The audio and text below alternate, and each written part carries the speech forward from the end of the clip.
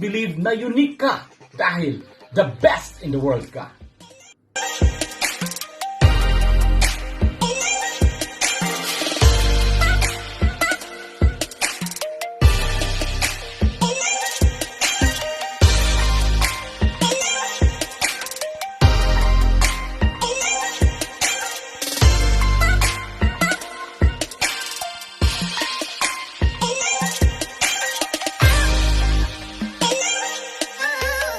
Hi, this is Chris, your Kuya PANDISOY, and today is Wednesday. As promised, I'll be giving you the latest trends. And today I'm featuring the limited edition shoes. This is Air Jordan 11 Retro Low Concord Bred. Yeah! Air Jordan just released this new edition only last Saturday. That's on the 23rd May 2020.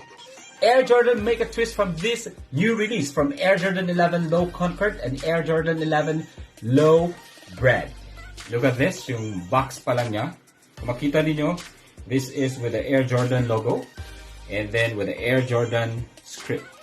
Previous model ay all black lang ang kanyang box. And this time, yung kanyang lid ay black color but ang kanyang box itself is gray color.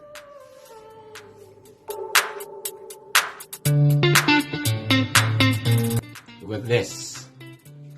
Ang pinaka main difference niya from the previous release ay ang ating upper material. Ang upper material from the previous release is mesh material. And this one is on leather material. Then, ang resemblance po nito is more on the Concord except for the sole, which is red color. Okay? And then, from the Air Jordan 11 Low Bred, this is the iconic black patent leather that wraps the whole shoe. And on the heel, you could visibly see the Air Jordan logo and then the number 23 script. And look at that. Alright?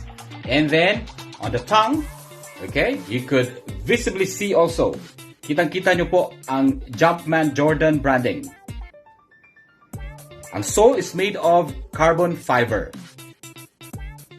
And the famous red sole of Air Jordan 11 Low Bred.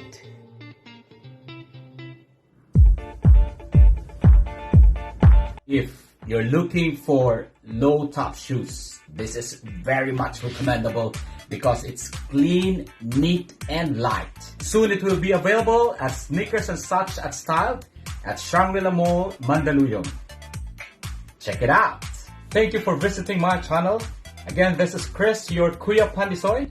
And again, if you're new to my channel, please don't forget to subscribe and click the bell button for more updates on upcoming videos. And always believe na unique ka dahil the best in the world ka.